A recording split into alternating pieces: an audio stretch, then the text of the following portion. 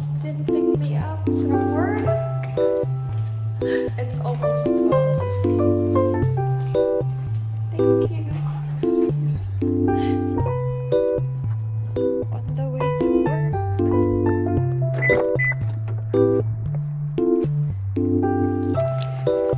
Hot.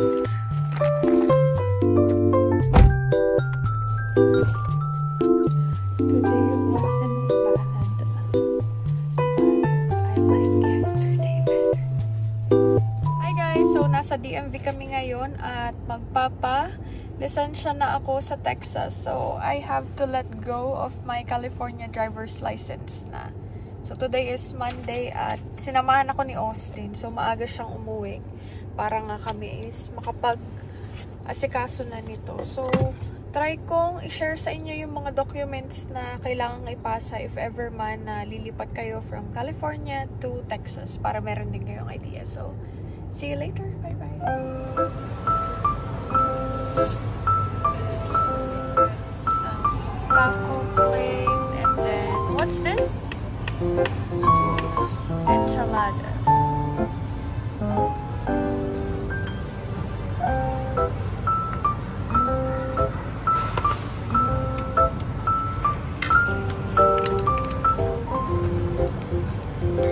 Here's our food. This is rice.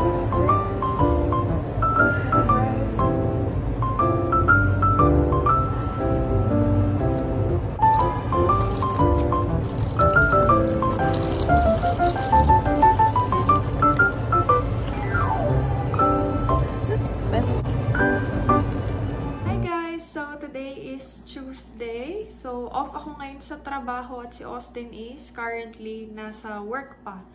So, kahapon pala is nagpunta kami sa DMV para mapa-ayos ko na yung aking lisensya. Yung kay Austin kasi, meron siyang Texas driver's license dati. So, ang ginawa niya is pinalitan na lang ng pinaka-address. So, madali lang yung naging process sa kanya. Online lang niya ginawa. Tapos yung sa akin niya, dahil California driver's license yung meron ako, is kailangan ko magpunta dun sa pinaka-DMV. Tapos, share ko dun sa inyo mamaya yung mga hiningi sa aking mga documents. Share ko muna sa inyo yung mga happenings namin this past few days. Dahil, hindi na nga din ako masyadong nakakapag-vlog ng mga ginagawa ko dito sa apartment or pag lumalabas kami. Lagi nga din akong late na nagigising. So, pag si Austin, minsan si Austin na lang yung nag-grocery dahil tulog pa nga ako. So, nung Sunday, nag-work ako from 4 p.m. to 11:30 p.m. Tapos, nakakadating ako dito 12, tapos kumakain pa nga din ako. So, para mga alauna na ako or mga alas 2 na ako nakakatulog pag ganon. Dahil ewan ko ba, hindi ako makatulog kagad pagkapunta ko dito. Pagkabalik ko dito sa apartment. So, ayun.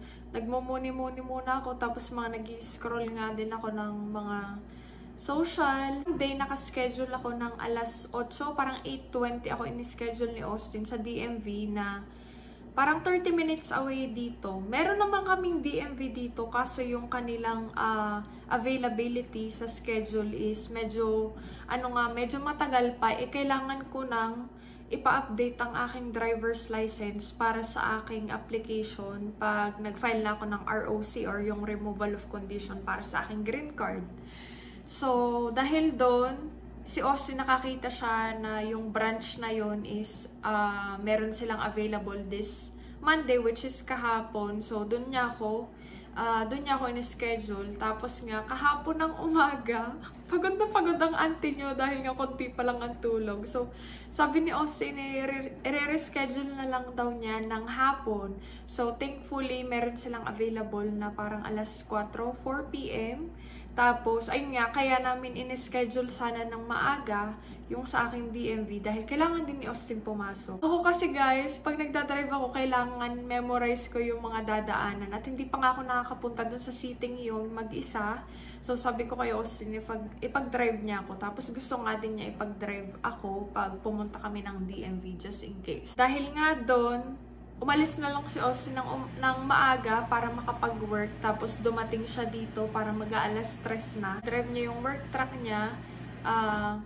ipinark na lang niya muna dito, and then yung aming kotse yung dinala namin papunta sa DMV. Sa DMV naman, okay yung naging process. Super, konti lang guys yung tao. Parang 3 lang ata kami doon dahil appointment na lang yung sa DMV.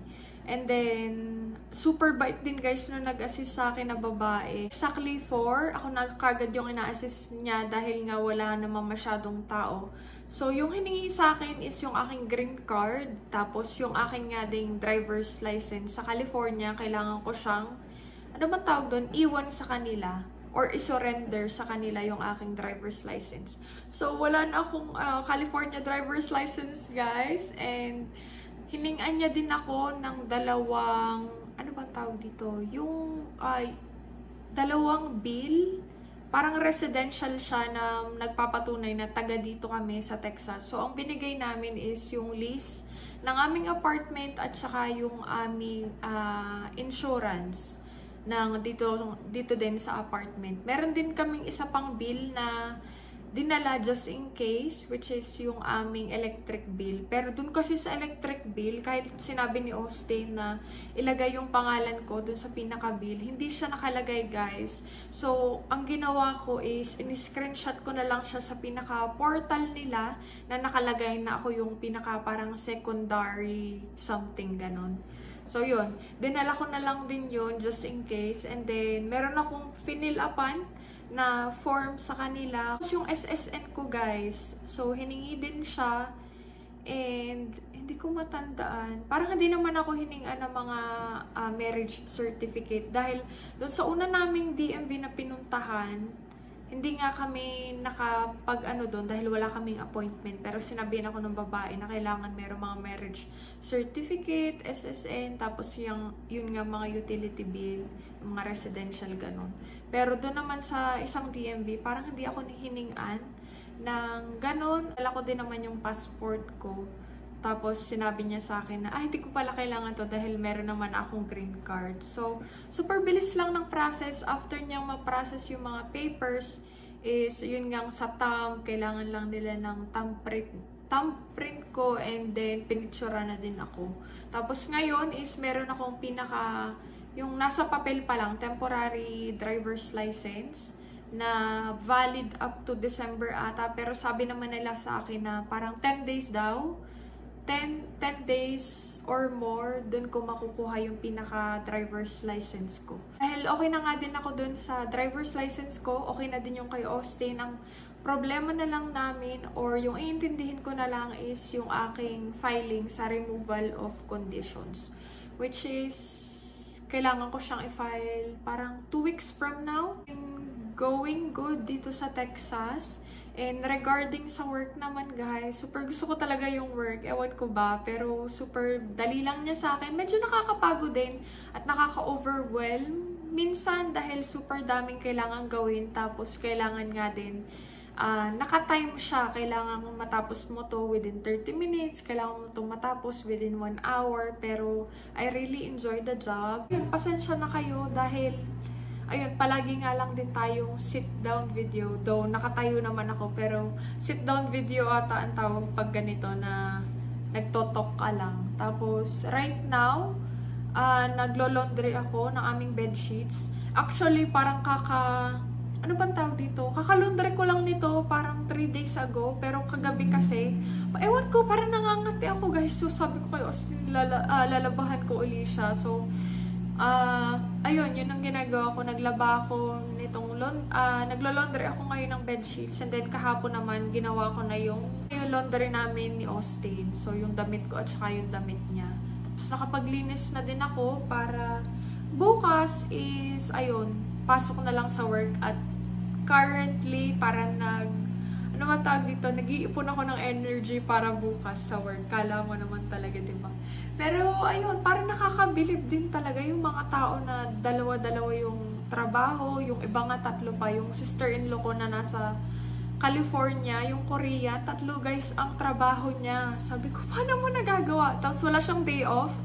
Parang once a month lang ata siya nagkaka-day off. Pero palagi din siyang trabaho lang ng trabaho. Super sipag din talaga nun. At ayun, nurse siya guys. Kaya sulit naman yung pagiging masipag niya doon. Tapos nasa California pa nga siya. Ngayon is nag-a-apply pa din ako sa ibang mga trabaho. But so far, I'm really happy dun sa aking trabaho ngayon. Tapos yung katawan ko nga din dahil napatigil sa pagtatrabaho is medyo nag-a-adjust pa din siya. At parang kagabi, maaga kaming tumulog ni Austin para mga 9. Tapos nagising ako ng 6.